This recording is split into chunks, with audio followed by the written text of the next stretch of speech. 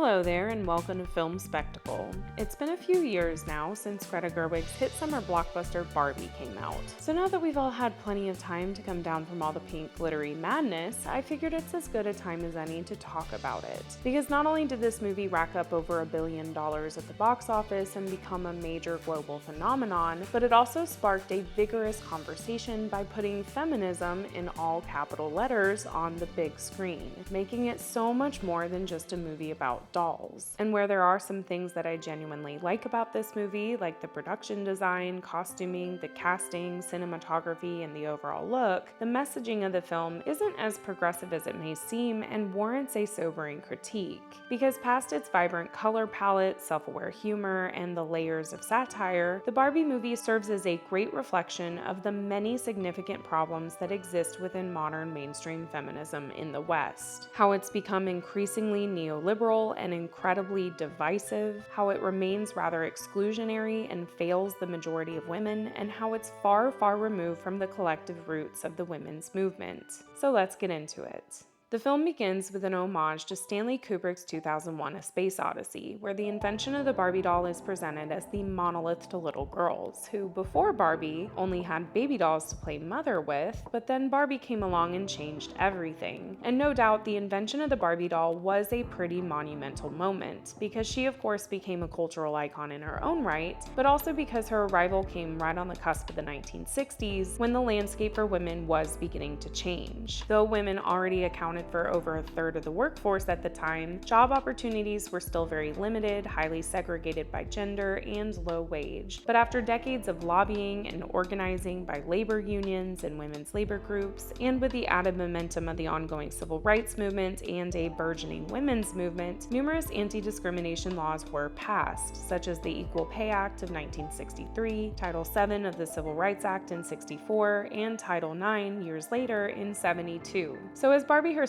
was graduating college and becoming an astronaut, surgeon, and bona fide career girl in this era, women too, especially middle and upper class married white women desperate to escape domestic drudgery, began pursuing higher education and entering the paid labor force en masse, marking a significant societal shift. The women's movement broadened and became what we know as second wave feminism, creating enough momentum to earn women rights like greater access to birth control, the right to an abortion, and the right to obtain credit. But as second wave feminism came to an end, another major shift was occurring, the shift towards neoliberalism. By the late 1970s, the post-World War II economy grew stagnant, unemployment and inflation had reached new heights, and neoliberalism, an ideology favoring rugged individualism, deregulation, privatization, globalization, and corporate tax cuts, arose as the new golden standard. And unfortunately, many of the narratives that came out of second wave feminism, specifically around individual career success and empowerment, aligned very neatly with and were easily co-opted by this rising ideology, leading to the gradual convergence between neoliberalism and mainstream liberal feminism. After second wave, the ideology gained traction through the language around individual choice, later coined as choice feminism, or the belief that any individual choice by a woman is inherently feminist, but it ultimately hit its peak in the 2010s with full-on corporate and celebrity endorsements and the rise of the infamous girl boss archetype, and it still dominates mainstream Western feminism to this day to its detriment. And the Barbie movie, released in 2023, very much reflects this overall convergence between neoliberalism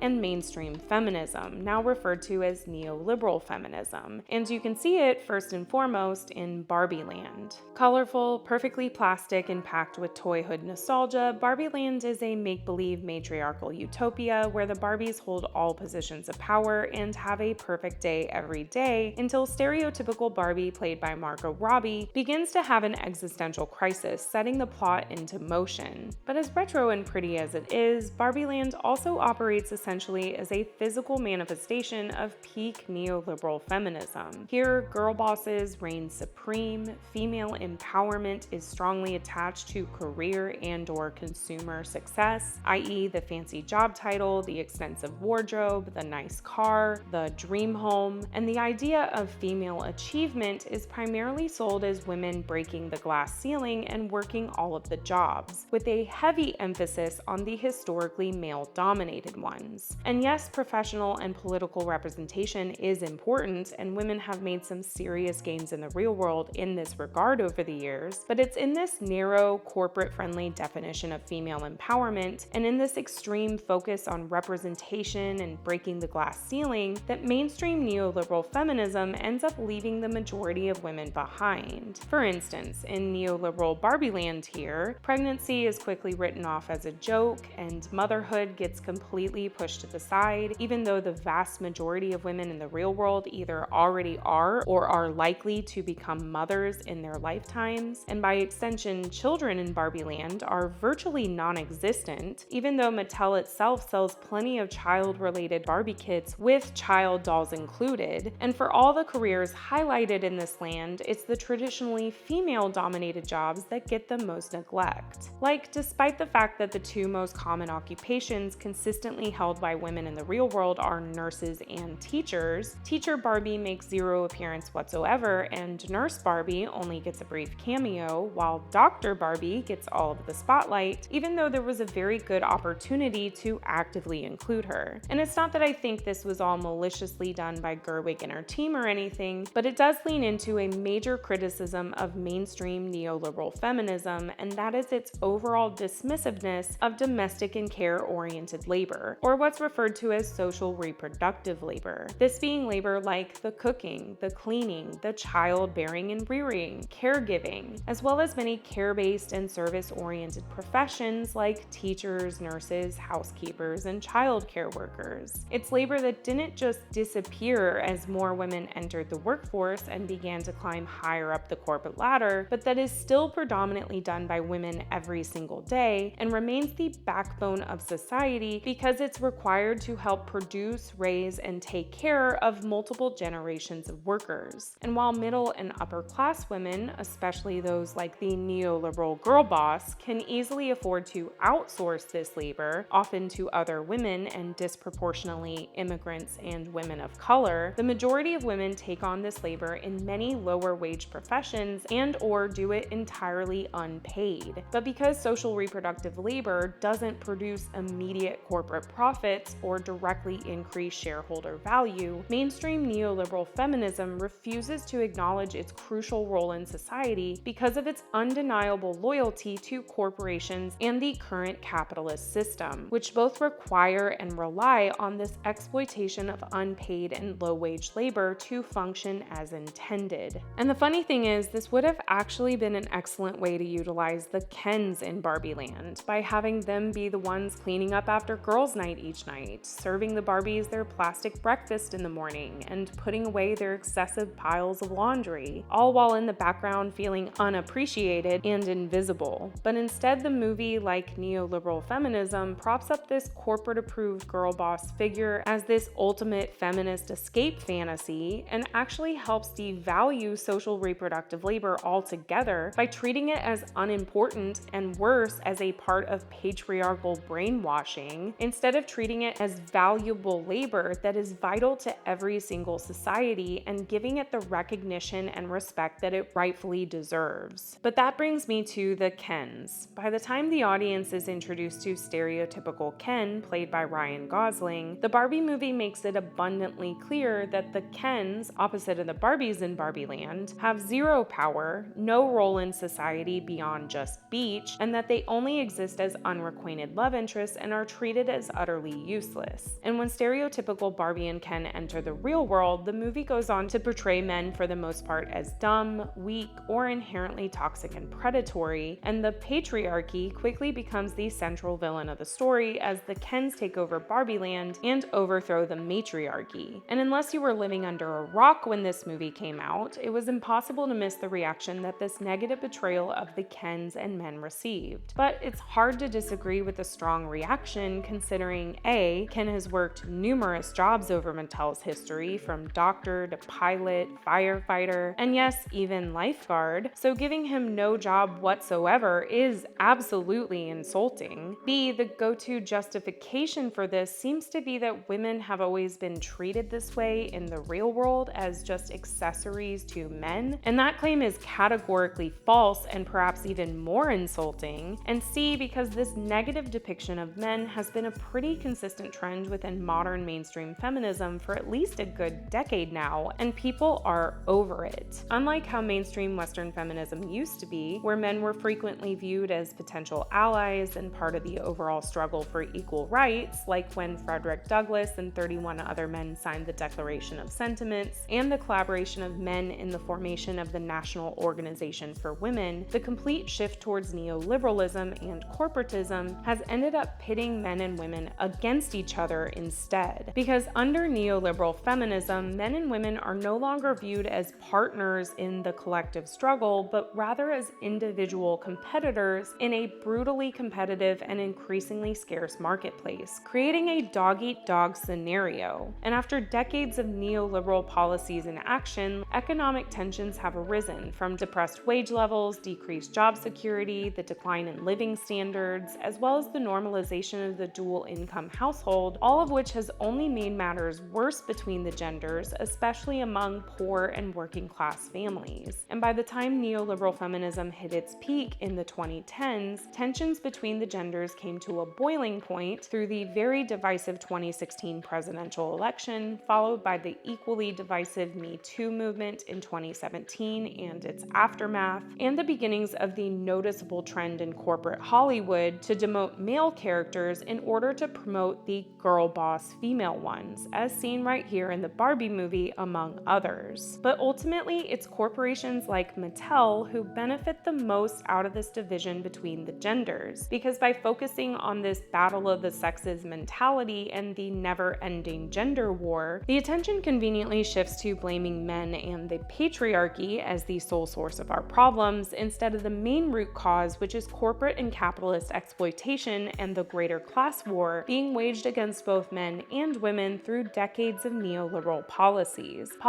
that modern mainstream feminism undoubtedly supports. But gender and gender identity isn't just used by modern mainstream feminism and the Barbie movie as a way to divide men and women, but also as a way to avoid reflecting true diversity. Because though the Barbie movie is visually very diverse, its diversity is all surface level. Take the Gloria character, a Mattel worker whom Barbie meets in the real world because of her connection to Barbie's existential crisis. Yes, she is played by Latina actress America Ferrera, and this is in no way a critique of her performance, but Gloria's personal struggles are framed entirely around her womanhood. She feels overlooked at her male-dominated job, her mother-daughter relationship is fractured, and she struggles with all the societal expectations that stem from being a woman. But her being a Latina woman specifically plays zero role in her overall struggle, and class dynamics aren't a factor at all either. By all intents and purposes, she has a high-level executive assistant job to the CEO of Mattel. She lives in a nice home in an expensive city, drives a brand new car. She doesn't appear to deal with any outward, systemic, or institutionalized racism, and economic insecurity isn't even hinted at. And by excluding any deeper struggles outside of her just being a woman, the Barbie movie lines up with another major criticism waged against mainstream Western feminism for over a good century, and that's how it ignores how various social factors such as gender, sexuality,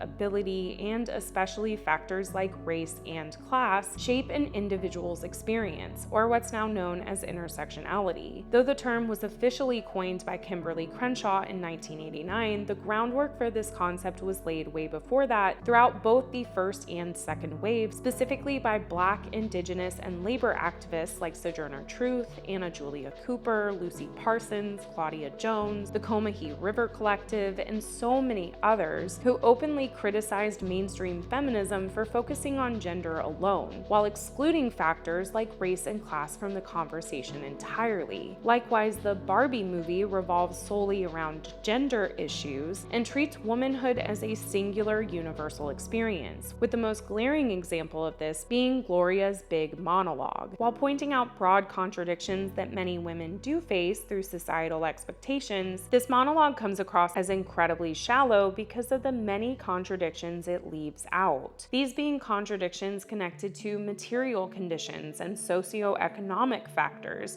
that have an impact on women, especially women of color. Like the fact that giving birth is called labor, yet here in the USA, we have to foot the bill for it because we have a privatized healthcare system. And that we're told to have it all, a full-time girl boss job and children in a home, which in itself is the equivalent of working a full-time job. But this one comes with absolutely no pay. And having one full-time job isn't even enough to pay the bills anymore, so that often means either relying on welfare or another person's income, even though we're supposed to be strong and independent, or picking up another part-time job or two so that you're working nonstop and never have any time for yourself, let alone your loved ones. And having children is wonderful, and you as a woman are encouraged to have them. But if you do, you're on your own because there's no universal childcare, even though the famous idiom is that it takes a village to raise kids. There is no village. It is exhausting. It feels impossible, and the vast majority of women are treading water trying to keep our heads up, while mainstream feminism continues to turn a blind eye to these and many other socioeconomic struggles. And this is because mainstream Western feminism has always been and still is largely consumed by the interests and priorities of the wealthiest, most privileged, and primarily white women of the bourgeoisie, women who directly benefit from this rigged economic system and whose view of things, as Alexandra Kollontai once put it, flows inevitably from their class position. And it's hard to ignore how the Barbie movie reflects this same white upper class bias, especially when the prime opportunity to showcase true diversity, which includes class diversity, and any kind of real-world racial struggle was through this Gloria character. But the final criticism I want to explore comes at the end of the film, when after Gloria, her daughter Sasha, and the Barbies work together to deceive the Kens, restore the matriarchy, and return Barbie Land to how it was at the very beginning, the conclusion ultimately pivots to individualism. Ken comes into his own individual identity outside of Barbie, Barbie leaves Barbie Land to pursue her own individual path in the real world, and even Gloria's Barbie pitch to Mattel is essentially just preaching choice feminism, that an individual can be anything they want to be with no shade, even if that's just, quote, ordinary. Not only does this all make for a very unsatisfying ending, but this messaging at its core is nothing but pure-blooded neoliberal ideology. It's not about collectively changing Barbie Land into a more fair, balanced society for all, but only about the Kens and the Barbies as individuals looking to themselves first, which isn't progressive at all considering how much this messaging lines up with that of Margaret Thatcher, the neoliberal queen herself.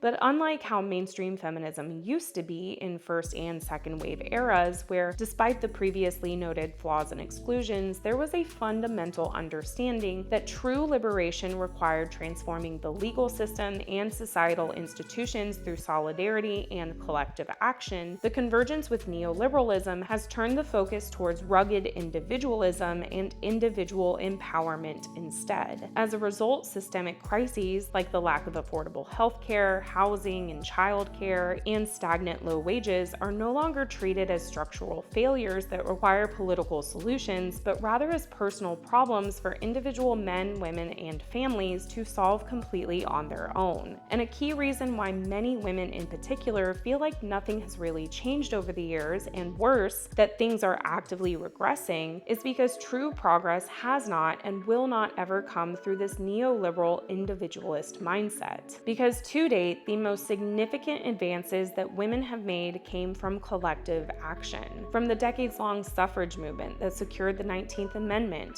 to women's labor strikes that established basic workplace safety, and the numerous legal victories that occurred because of second-wave action, the historical record shows that systemic change requires mass mobilization with firm collective demands. But at the end of the day, systemic change is the last thing corporations like Mattel and mainstream bourgeois feminists want, because they again benefit too much from the current exploitative system. And these neoliberal individualist narratives, like in the ending of the Barbie movie here, help help maintain this status quo by consistently steering people away from collective action. And let me just say, collective action is way more than just marching in the streets or getting a woman elected president, but means creating a sustained movement that goes far beyond voting and electoral politics in general and lasts until collective demands are met. Demands like universal healthcare, universal childcare, a federal paid maternity leave system, investments in public infrastructure and federal jobs programs, an end to the wars and the multiple US-funded genocides, concrete political demands that would directly help liberate the majority of women in the US and women of the greater world.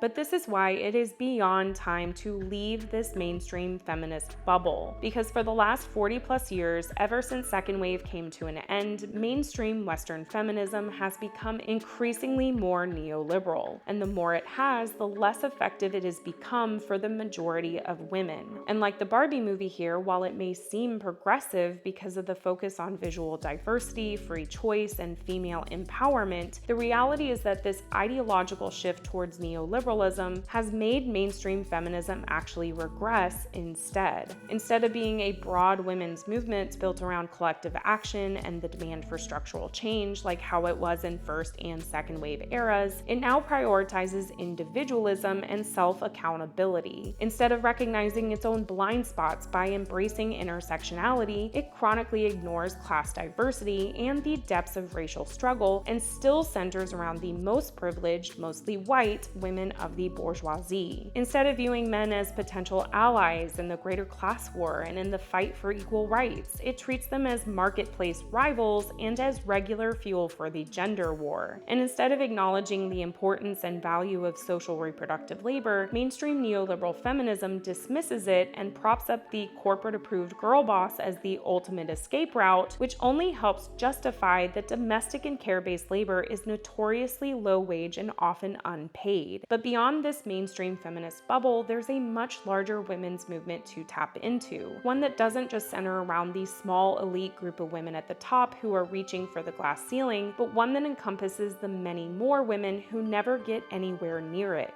A movement that prioritizes the majority of women living paycheck to paycheck, and those who make up the bulk of the low-wage workforce, the thousands who are being made homeless, and those who are drowning in debt, the many who die each year from lack of maternity care, abortion access, or health care, and the incarcerated who are still being forced or coerced into sterilizations. And we absolutely cannot leave behind the countless women of the global South who are constantly suffering from Western imperialism, exploitation, war, and genocide. The truth of the matter is, modern mainstream feminism is failing the majority of women, not just here in the West, but all over the world. And the only way forward is through strongly rejecting these deep-seated neoliberal narratives, like the ones found in the Barbie movie here, and by harnessing our collective power once again through sustained mass mobilization and by demanding a better, more just system for all.